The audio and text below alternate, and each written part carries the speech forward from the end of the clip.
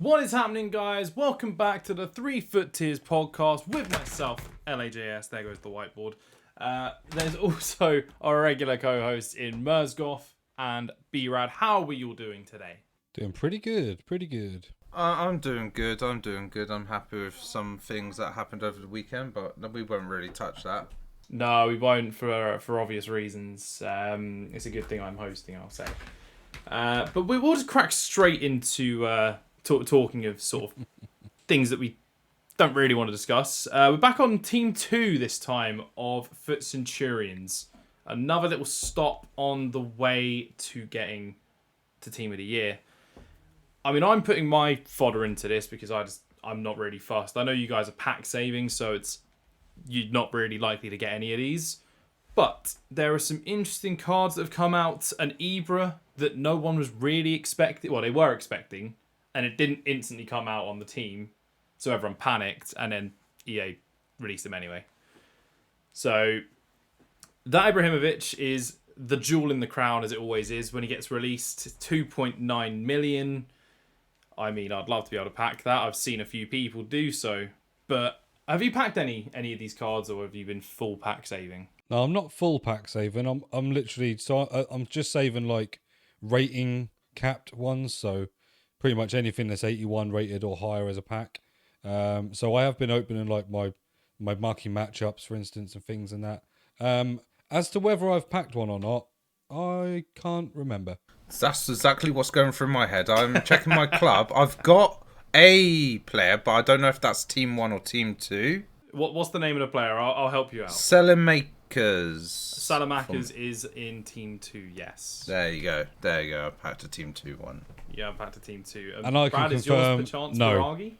No, I haven't packed. No, okay. You've not packed one. Most people have packed Baragi. I have. I can say that for sure. Straight away, I was looking at Baragi and Lopez because I thought if I packed one, it's going to be one of them. But no, I haven't. Oh, actually, I've got Lopez as well. There you go. He's got two. Mer's just hiding away his Wiki. players. Yeah, that's one. All right, no bingo, gala bingo.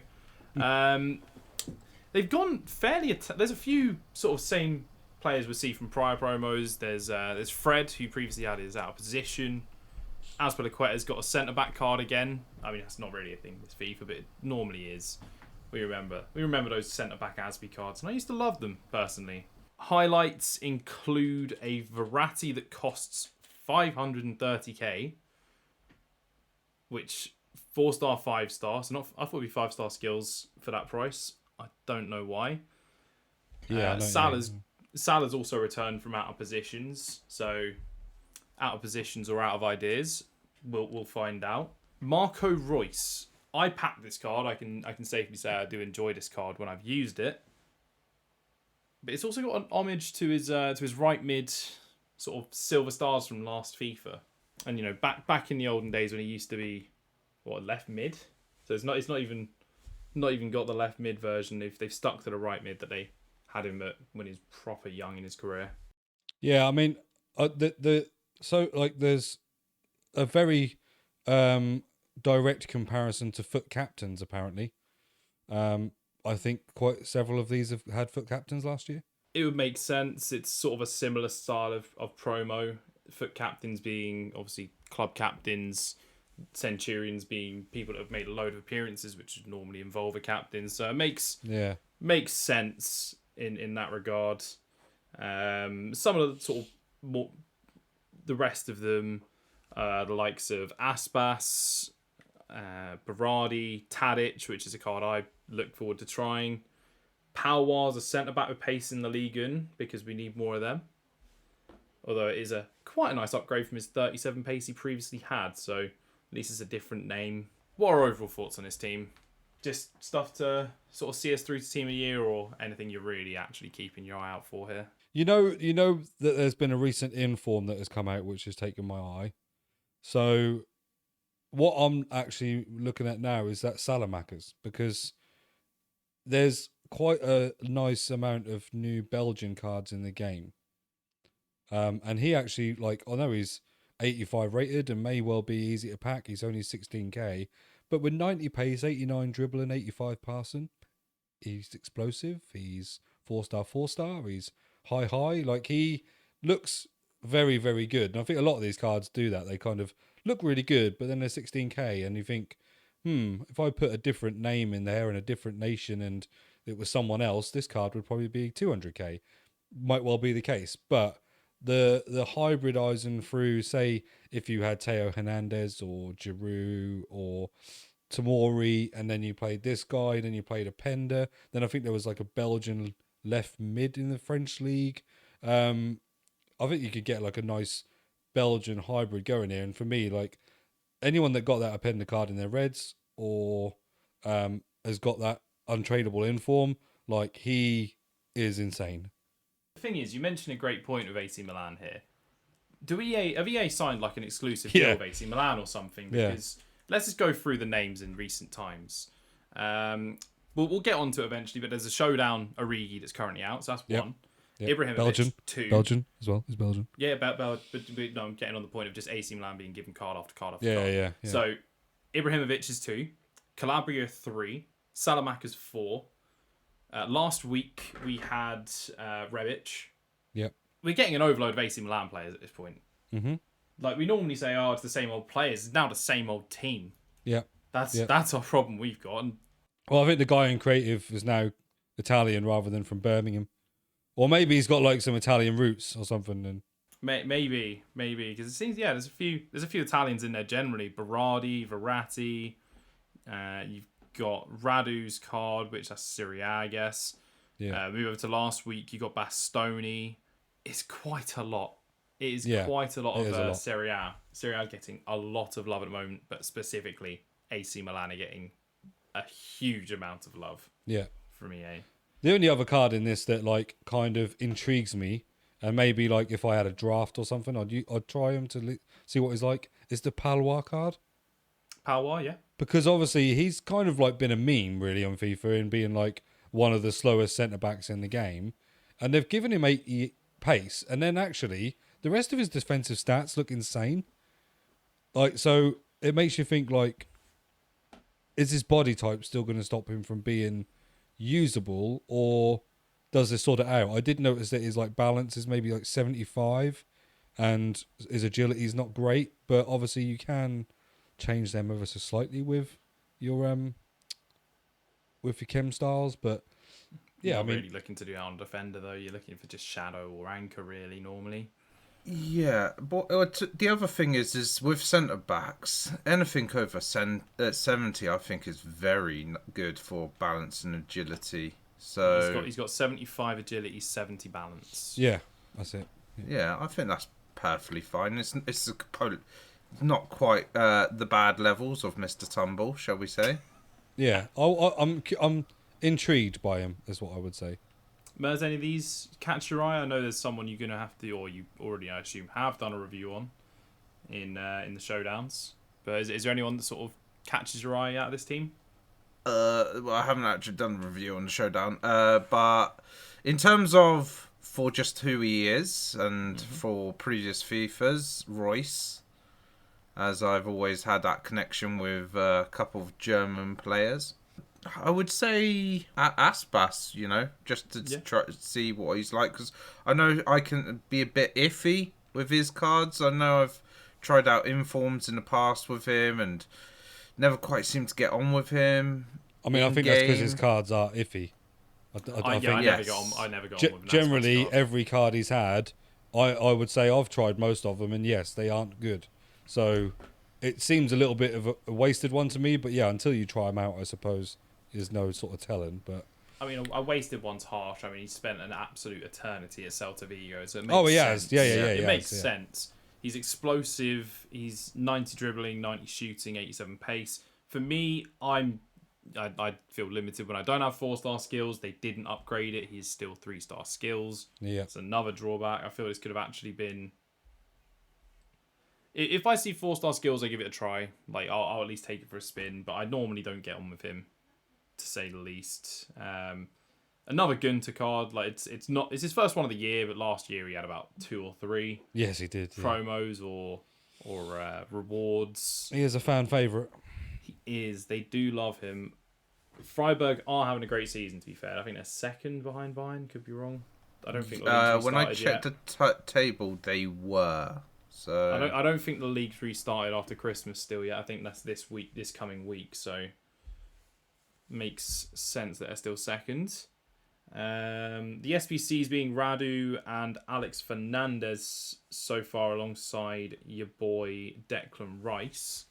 Declan Rice looks really good. I've just got too many DMs. And I think there's also actually Tavernier and Kent to include in here as well. So yes, the perfect link. You can just the get them in perfect any link of team. Nightmares. They literally just fit in the team. You just have to have, I think, an SPFL manager, and you're there. Yeah. Yep. Correct. So if you're a Rangers fan, or if you just remember those two fondly from years gone by, or not fondly, Yeah. people absolutely hated Kent. People hated FIFA 20 Kent, and then Tavernier with his headliners as well. Oh, and then when Kent got that like that paint splash card, what was that called? Didn't that not get voted in? If I remember, wasn't the paint splash card is FIFA 20? Yeah, But it didn't win the vote. he didn't win the vote. Yeah, I think it was only available in draft, if I remember right. it was. Yeah. So thank God we didn't have to really deal with that unless you played draft. But Yeah, which towards the end is pretty much all I do pay. But yeah, he was insane. But I mean that one, like I put a post out on Twitter about that one because I thought Kent alone is just an 82 rated squad. Like, and by this point in the year, especially as we've got like the incentive to do the 80 upgrades at the moment to get like more packs for Team of the Year and things, like most people will probably be doing this card. So if you don't see him in the starting lineup, he'll certainly probably make an appearance from the bench. But what I wanted to know was whether people were then going to go the extra mile to bother doing Tavernier, because he's an 84 in an inform, but also people like me again probably have a couple of right backs, so they maybe don't need another one. But he's a very good super sub, though. He's a very good super sub. He's flexible. Is Tavernier as well. He can play in midfield if you want him to. Like he can just. He's one of those right backs. It's got balanced stats that you can play most places. Yeah, and he'll do a job. I have heard that he's very agile in game. He's in the Hullet gang, 4-star, 3-star. 4-star, 3-star is maybe a little bit behind now, but that for centre mids that is, or CDMs. But he could do a job in there if you needed to bring him off the bench. But I think you need to really, if we're being logical, I think you need to start Tavernier to get Kent on chemistry, to get him the shooting boosts you're really going to want him to have. Yes. Because Kent, let me take a quick look at his shooting. 79 positioning, 78 finish. You want to get that finishing right up, basically. Yeah. Get the finishing, the long shots. Shot power is already 90, which is helpful. But yeah, apart from that, it's the only thing above 81 is the shot power. So you're gonna need to get the boost from, say, the hunter or the finisher you decide to chuck on him. Yeah. Probably finisher. Whilst we're talking of SBCs, to be fair, we can touch on the 87 plus hero upgrade. But it's coming in as an 84, 85, I think, with Inform, and an 86. Yep. So, fairly expensive. Have either of you done it? Nope. For starters? Yes. Okay. Mers has done it. I haven't. As much as I value opening my packs at the moment, I just don't have fodder. My packs haven't exactly been good. Which tells me it wouldn't have been good for Team of the Year, to be fair. So, is what it is. You know me. Like, as much as I would say that, you know, I've got players in my team that I'm happy with at the moment and I don't want to change anyone, I would do this just for a video, or I'd do this for the sake of, you know, whatever. But this one for me was too badly priced. This is too expensive considering that there's a lot of tripe you can get. And not only that, you can get duplicate tripe. So, like, you can get 2 lots of Campos, 2 lots of Mascherano's, 2 lots of Cahills. You know, like, there's too much chance of getting really bad selections, and that's a lot of fodder to waste right before Team of the Year. I mean, it's 250k if you do it purely off coins. Yeah. And to be fair, we found out last week, Brad does not like it if you class untradeable cards as taking off the value from that 250k. Yeah, exactly. I went on a very passionate rant last week. Yeah, and I did it in a video as well recently because, like, it was because I was talking about the Centurions pack, because people are paying like all that fodder for like 100 players in that pack, but they're untradeable anyway. So you have to get a certain amount back to even get level again. So yeah, I personally think this is a bit of a scam. I've seen a mixed bag. I've seen some brilliant ones, I've seen some average ones, and I've seen some terrible ones. So nothing's convinced me enough that this is overly juiced or that I should do it, you know. Well, great news, Brad. I know that sounds great. They brought it back this week, so you can I get a know, I second saw one. it. Yeah. I saw it. Yeah, and I'm still not doing it.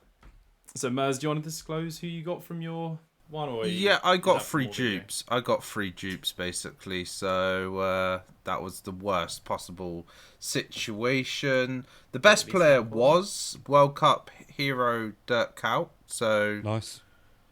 but I picked Mascherano because he was 1 rating higher. I can't remember who the third one is because at the end of the day, they were all dupes. So Smoleric? Check who you've got. no, I'm in the middle of the game, so Damn. I could check because I did upload it. But As fun as it'd be to also- spitball on who you had. I also would say that Brad, I kind of want to do a comeback video to that 100 players pack thing because just quickly touch on it. I did a calculation. If you were to get no, what was it? No 83 plus players. So basically, just literally somehow you were absolutely unlucky with it. The value of the players in it is at 74k. The value of the players of it is 0. But you say that You're putting in- untradables have a value though. So Yeah, but you're putting in. But what I mean is, you're putting in those exact players to get them out. So you kind of have to discount the ones that you put back. It's not a case of, oh, I get 74k in this. You need to count off the ones that you put into the SBC. That has to come off the value of it, and then you need to make profit in order for it to be worth it, don't you? Like, Oh, good news! I found out off Mers. It was Ricardo Carvalho was the other player. Okay. That's not bad. That's not bad. All dupes. Obviously, all dupes. dupes is It's not bad. Yeah, dupes is That's dupes, very bad. Dupes is not ideal, but in terms of like Carvalho and Kuyt, that's kind of like the mid-range like ones that I saw where I thought actually that's not too bad. Not the upgraded, just normal base Ricardo Carvalho. Oh, okay. Different even rate if there. it was upgraded, Change your mind. that's still not that I've heard expensive. I lots don't I've believe. had a lot of people sing praises of it though. Yeah, and he's still I know guest 250k. I know guest of isn't the he? I thought it was podcast cheaper than Rocco's that. 11 said that he rates that upgraded Ricardo Carvalho, the World Cup hero. He rates that pretty much second best centre back outside of Lucio. Wow. Okay. So he does speak very highly of it. I mean, I'm not going to agree because my 92 Maldini is insane, but then I haven't tried Carvalho or Lucio. Actually, I've not even been lucky enough to get Lucio in a draft. So. Well, of all this talk of players, let's just quickly cover the team in a week, I guess. So the main highlights of this current team in a week, we got Casemiro as high-rated fodder, Harry Kane as high-rated fodder, Parejo, high-rated fodder, Talisca, great news, your new Ronaldo's, whenever it comes out, you've got an okay link now. I said him last week as a link to him, and now they actually upgraded him and gave him an inform. And not just an inform, a featured An 87. inform. I wonder why. Centre-back Danilo. Now that, I do like the look of centre-back Danilo there. The one weird thing is that he's not got a right-back as an option. He's right wing-back or centre-back. Weird touch they removed him from being a right-back, but hey, you know, EA or EA. Yeah, carry on, and I'll say what I think about that. Yeah. Well, he's 80 pace. He's fairly well-rounded. You could probably, again, do a job at CDM. 88 defending, 86 physical. Let's just have a look. 3-star, 4-star, high medium. So medium attacking work rate. For a guy that's a fullback that's switching to centre-back, that's an okay work rate, I guess, but it's what you'd expect. Kunde and Acuna. So, Mers, I know you were getting... upset that you missed out on that World Cup Acuna. It's 6 pace less, so that's a slight concern. But outside of that, it's somewhat close.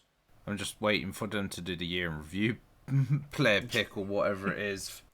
We've actually got an upgraded Kunde on his Phenoms as well. He's an 87. They love the number 87 this week. But they've actually upgraded a Team of the Week beyond the promo card, which is interesting considering you hadn't had a special card. Oh, sorry, a Team of the Week to this point beforehand. So I think, or I've got a theory, I suppose, that they're doing this with those position change players that are like right backs normally and not letting them play right back. I think they're doing that to try and sort of keep the interest in having players in different positions and being able to use different cards. Because I think if you would use, if every player that got a special card at right back then got like a position change, there'd be more players in that position. So like right back, for instance, in this case. So I think that's why they're doing it. I think they're doing it so that they're giving you something different, but they're not flooding the area. Well, the thing with Danilo, though, he doesn't look like an incredible right back. Well, no, he doesn't. No. He's got 80 pace. It suits centre-back more. Yeah. The only people that would probably actually use him at right back would be someone in a squad building series. But they can't do that now. They're forced to play a 5-back. Yeah. Scum. Yeah. Sorry, got a cough. And now my throat's actually gone as I've done that gag. Great.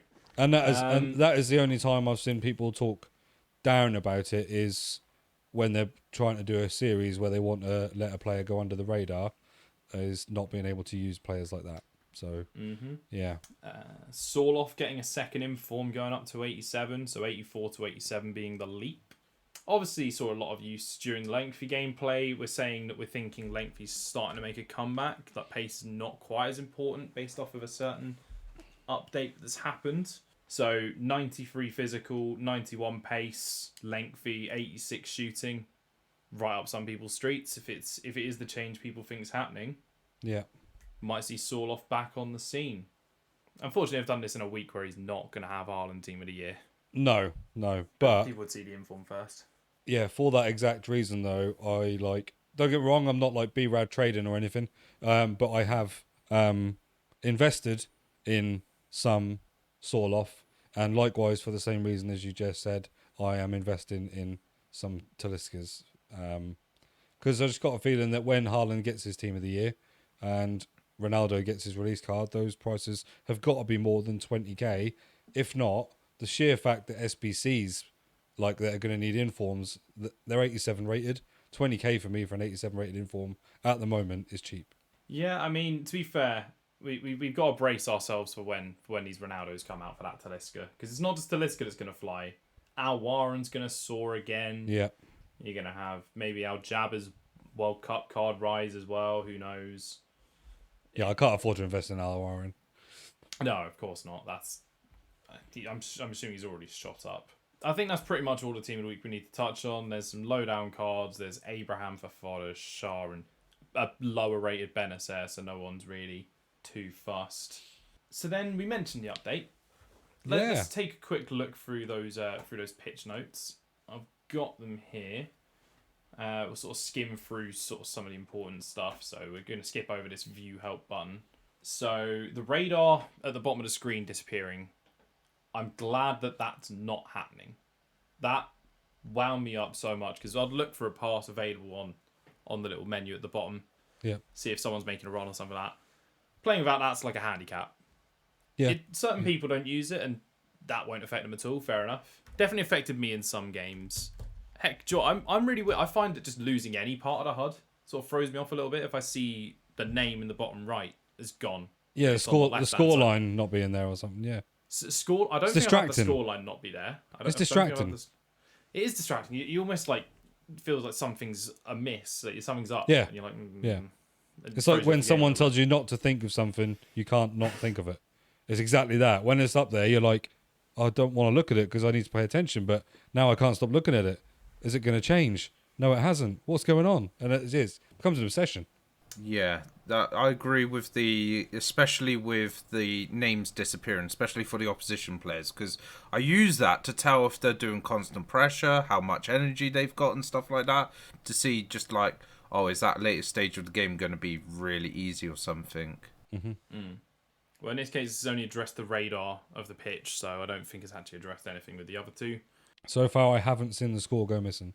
I mean, that's a good thing. We're happy to not see the score go missing.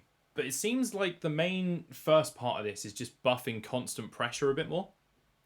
Which, is that really something we felt we needed buffing? Would you say constant pressure needs buffing? Needed nerfing more. Yeah. Exactly. So now, when playing against a team using constant pressure, you're right. So you're basically, this one helps, but they're also getting less stamina loss. So the important one is decrease stamina delay or decay by 11.7% for constant pressure, press after possession loss, and press on heavy touch custom tactics.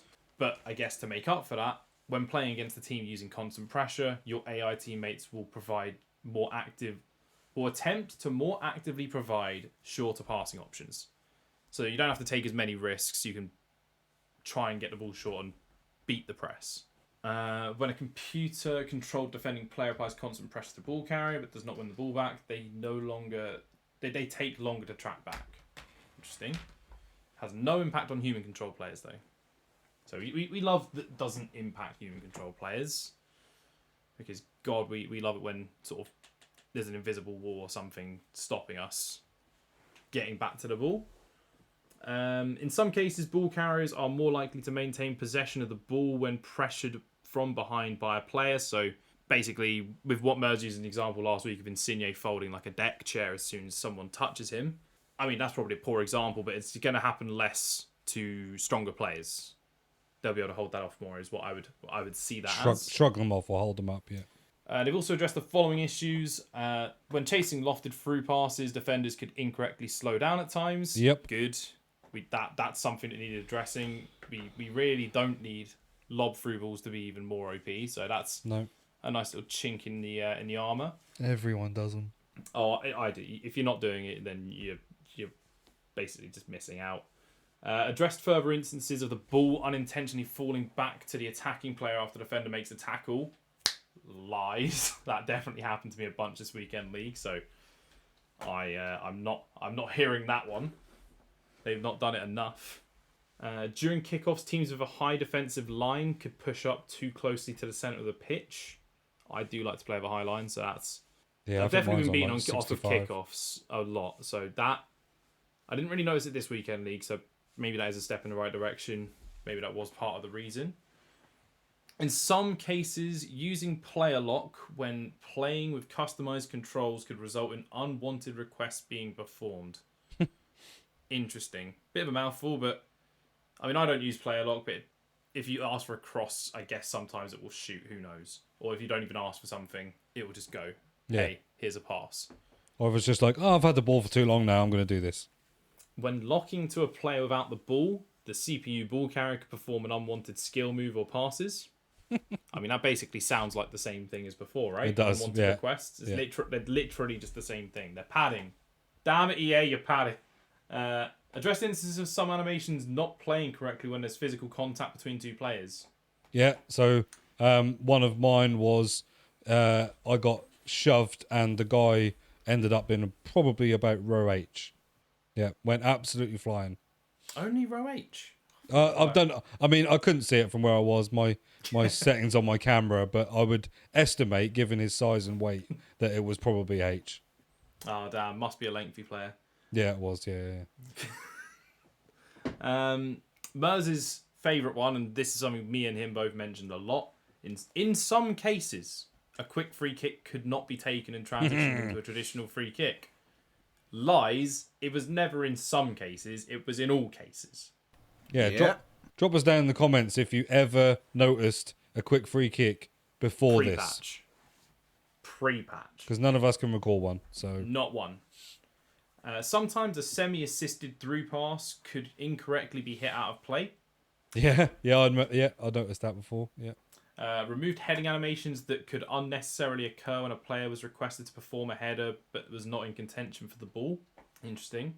In some specific situations, the CPU AI could not win the ball back if the human control player was shielding the ball. Damn, that sounds like a squad battles glitch has been fixed. That's a shame. I didn't know it, but if there was one that's been patched, damn. We feel for you players who have to do squad battles. Further instances of ball carriers running over the ball when making a dribble. Good, so we're going to get less running man and losing the ball. In some instances, CPU AI goalkeepers could perform unintentionally poor pass from goal kick. Okay. Okay. I've seen that a few times, to be fair. In rare situations, after receiving a pass, the ball carrier could have become momentarily unresponsive. There's definitely been... It's not permanent, but I definitely feel like there's times where I've received the ball and it's just stood there. There's another thing that I want to touch on that actually happens from corners that's similar. And I've just remembered something in one of my videos, so I'll talk about that as well in a second. Don't know if you... Yeah. We'll see. Improved referee logic when making foul decisions in situations where the offending player quickly moved away from the ball carrier. So he's basically he's running away from the scene of the crime, which means he gets a yellow instead of a red. God, that reminds me of a FIFA funny from KSI's videos That's back hilarious. in the day where I think it was Lucio just ran away and then ran into the net and got booked and got That's hilarious. Improved referee logic when making foul decisions regarding slide tackles. No, because I just got absolutely slid to hell inside the box, got a penalty, and it was from behind, and he didn't get a red. So that's a lie. Double jeopardy, man. You know, it's all about that double jeopardy. What I found, one that I would like fixing, I don't know, it didn't really happen this weekend league, so maybe it has been fixed. But when sometimes someone would ask for a short corner, and you try and sort of take your player that's trying to guard them, they just get stuck there. They just stand still. I don't know what's happened to you. If the opposition go for a short corner, sometimes your guy just freezes and you can't move him. You can't back him up, you can't go him towards. He's just stood in spot until they take it. Okay. That's something that's happened to me. You can switch players, but that guy just... Nope. Yeah, but the guy closest to the ball, you can't run. Yeah. Did you try doing it with another player? Switching players? Yeah, I did. I was able to switch players and move someone, but I didn't switch back to them. So and obviously they're further away, aren't they? So my one, I don't know if you saw in my video what happened with the ball that went out of play, technically, or nearly went out of play. It did that animation where so the ball basically looked like on the crosshair it was pretty much going to land on the touchline, and my player did that animation where they wait until it goes on the up before they header it. And when they did that, everyone stopped. So everyone stopped play and they were just all stood there. Next thing, it just suddenly kicks in and the guy runs through on goal and scores. But yet the players had stopped playing. They'd started they'd gone into that computer mode where after a throw in, your players just stop running and slow down and then stand still. And then suddenly it kicked in. He ran with the ball and scored. And I was like, oh, well, I thought it was a throw-in. So never seen that before. That was a first-time gem. All right, well, I've got the last line here of the gameplay section. Yep. And maybe we misinterpreted that one earlier. So if you're already commenting saying, you're idiots, you've misinterpreted this, I think it's going to fix that up. The most important thing in these listings is certainly the further nerf for constant pressure, pressing after possession loss, and pressure after mistakes. These settings were already addressed once in a previous title update, but the pressing was still too strong. The pressure will be high, but now you can only play these instructions for a few minutes in game because players now lose significantly more stamina than before. Well, I didn't notice it because I was in constant pressure for about 50 in-game minutes, and I went on to win from being 4 down. So I don't think it's addressed enough, personally. But no, I think that stamina decay makes it was actually they take even more off. I don't think it's addressed it enough though, based on the gameplay I've had in weekend league. I can tell you it hasn't, because in the which I need to talk about as well, the Centurion Cup, I start in constant pressure, and sometimes have gotten to a full half before I've got the amount of goals where I want to change it back, and my players are down to about half stamina. So I think for 45 minutes that's crazy. They should be way low down. If they've done constant pressure for a whole half, even though the minutes of the real time minutes are less, it doesn't matter. It's got to be in-game minutes, because otherwise it doesn't translate properly. But that allows me, I get 5 subs. So that allows me to then at half time change my 2 centre backs, my DM, so my main central midfielders there, and my 2 strikers, and then I can kind of do constant pressure again. So it's not really it's not really been nerfed in that sense. What does need nerfing is people's toxicity in that mode. Honestly, my goodness. I mean, I'll just touch on the last thing that we need to touch on here, then we can fully transition over to the toxicity of Centurions Cup, which I have not been a part of, fortunately. We need to remember that sadly, Maldini's Drogba is gone and Nunes now has hair. Yes. So they updated some balls, UIs, custom managers, star heads, kits, tattoos, boots, gloves, facial hairs, badges, stadiums, pitch trophies, VIP areas, mascots, tifos, stadium themes, skill descriptions, and ad boards. And also, at the very last bit, they said, that's it for the official FIFA 23 title update, patch note 6 from EA. The big problem is not the fixes. They are really good, but the bugs are implemented with the new patches. Until we hear from you again, you can prepare yourselves perfectly for the team of the season. Yes, they said team of the season, not team of the year. Brad, wasn't your Nunes bold after the patch? Yeah, it was. So that video was Thursday? Yeah. No, it couldn't have been Thursday because that was maintenance Friday. So the one that I used Nunes in was maintenance. It was maintenance on Friday, was it? No, Thursday was the maintenance. Thursday. So you wouldn't have been 3 able to play days Thursday. ago I did this.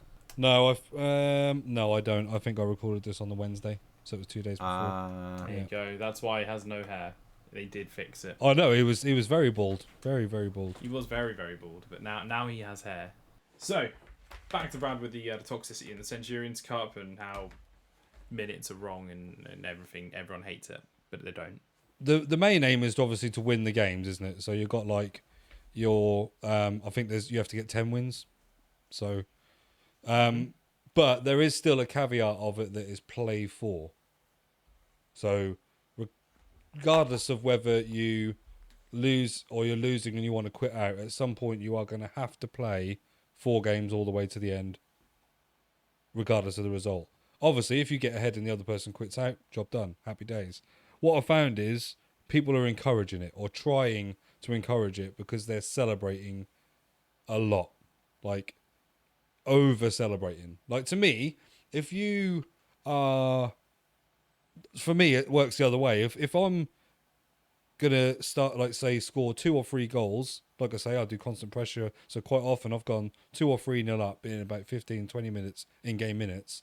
I skip my replays anyway, but skipping replays and scoring that quickly and being that quick to start again would encourage me more to quit out than somebody celebrating. Somebody celebrating winds me up and makes me want to carry on playing.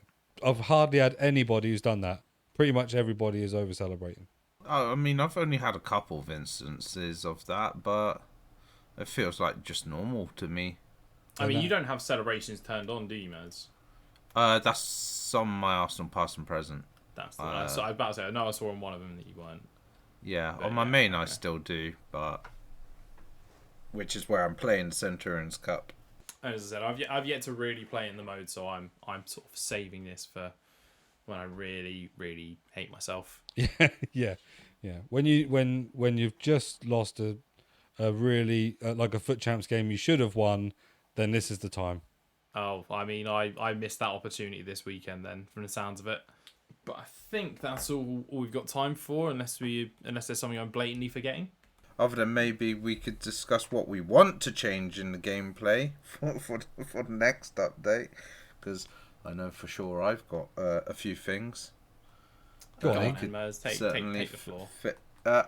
Well, obviously, I don't know what it is, but lately I swear to God, ping pong football in FIFA has gotten worse. Like, where you know where those incidences where you go for a tackle or something like that, and somehow a ball can go like 25 meters away from you, so you can't actually win the ball back, and it just goes back to the opposition player, or your goalkeeper will do a little save, but it goes all the way up to the halfway line or something like that. It's a bit crazy, like the physics. Like, I know I'm pretty sure during the trailer they said they reworked ball physics and stuff like that to make it more realistic, you know, so the ball travels, you know, the right amount of distance. I feel like that's gone out the window again. I haven't noticed that as much as before when you said about it, and they said they had nerfed it, hadn't they? They'd done something to like the distance that it was meant to rebound off someone or something. My biggest gripe at the moment is I feel like passing's gotten worse again. Numerous times, and actually, no, I can't say that it has gotten worse indefinitely. I feel like the game's really inconsistent now. I seem to be having like one game where everything's going exactly where I want it to, and then I have a game where it's doing the absolute opposite, and I don't get it. Like I end up like passing the ball to my defender when I'm trying to play forward, and I don't understand why it's so inconsistent to me.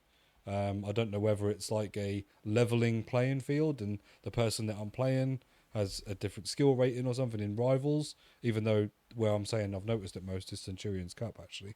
But yeah, it just seems weird that from one moment I can go like play 2 games, go 2-0 up in 15 game minutes, get 2 rage quits, and then in the third game I can't seem to pass to my own players. Do you know what? I would say I have situations like that where it's a situation for me is I've had this a couple of times where I'll be 4-1 up and I'll be comfortably playing, and I'm pretty sure that it's in one of my videos. Actually, no, because I wouldn't have put the highlights in actually. It was one of the reviews. So I was 4-1 up.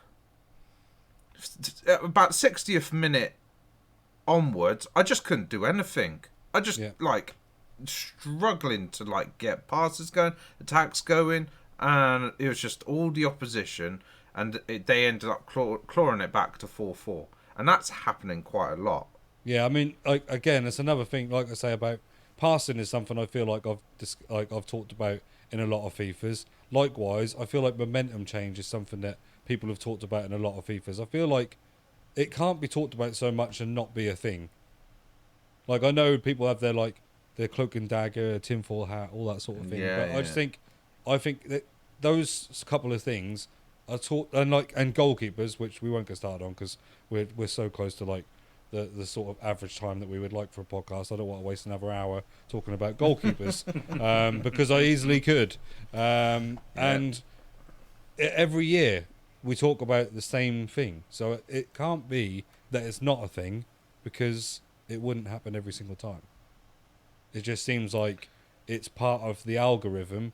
And I heard a really good comment from a YouTuber in his video who said that basically they think the same department, same people work in that did the FIFA coding for like how the gameplay is, and then that person got laid off because of cuts and things and stuff. So they kept the coding, but no one dares touch it. So all they do is tweak one little thing to make the game seem different. And this year it was power shots.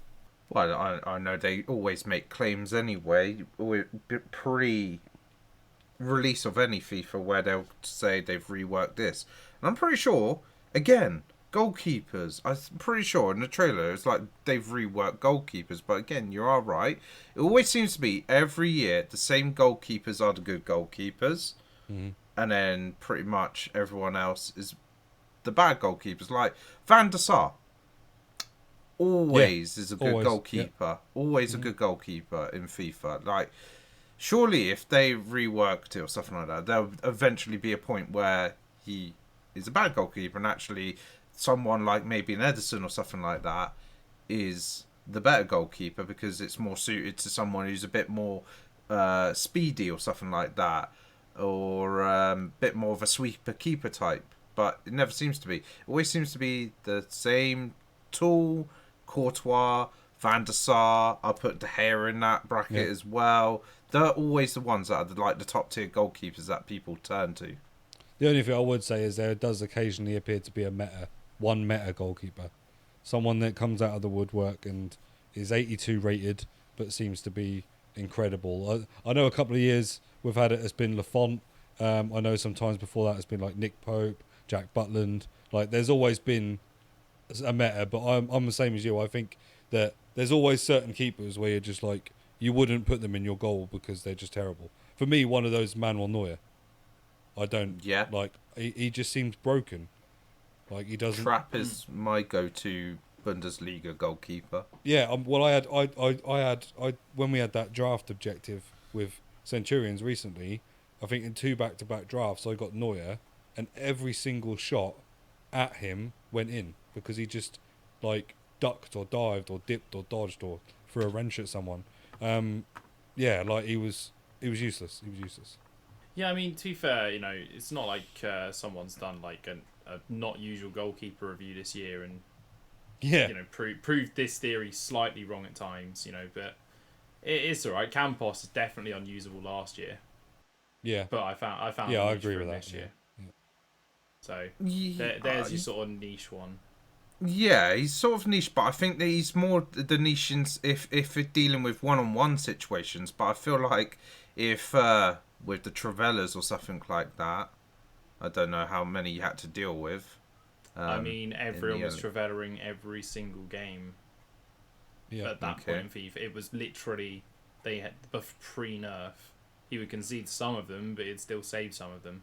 He basically coped about as well as any goalkeeper would against Travellas for me. Yeah, I mean, Travellas didn't matter, did it? It didn't matter who was in goal. It was a broken animation. So, but I just mean, generally, like I say, with Neuer, like a shot at him, a normal shot, not a power shot, not anything else. He just seemed to like it suddenly put his back out or something. I don't know. Like, it's weird. It's weird that it happens. And like I say, for that reason, like you say, you notice the same thing since. And I've only been playing Ultimate Team since FIFA 17, but you notice the same things for 5 years or 6 years now. It can't not be a thing. It's the same with outfield players as well in some ways. Yeah. Like thinking about like left back, it's always like Mendy or Hernandez or something like that. The last few years, that has always been like the proper meta go-to left backs and stuff. And Well, yeah, you do like ponder. Mendy is like everyone like will still use like 83 Mendy when there's really now when you've got like 89 rated left backs or right backs, they shouldn't be good anymore. Really, they should fall behind the curve. But a lot of people still use him. I mean, high physical and pace is does a job. Yeah, but then you have other. I don't know who the closest would be potentially, but I'm pretty sure there's got to be somebody out there that's got similar like high pace, high physicality, but yet they will not perform anywhere near as good in game. Yeah, they wouldn't. And I'm sure like if we now took a break and we had a look, and maybe actually we'll have a look and we'll post it on our Twitter, so go and follow us on there. We'll now have a look and find a few comparisons to Mendy's work rates. Maybe not obviously his skill moves. He's a 5-star skiller, so he's exempt in that sense. 4-star skiller, isn't he? Is he? 5-star weak foot. Oh, 5-star weak foot, sorry. But we'll have a look at them key stats that makes him better and see how many players on paper we find that still just don't seem to be as good. There definitely is something, whether it's body type, whether it's, I don't know, whether it's the fact that they're French and EA love a French player, who knows. That's got to be it, yeah. That's gonna be it. So we will see. We ranted at the end. We did. We went off a little bit, but that's all from this week, guys. We will see you next week for another episode of FUT Tiers Podcast. That has been myself. That has been Mersgoth. That has been B-Rad. We will see you next week. Bye Bye-bye.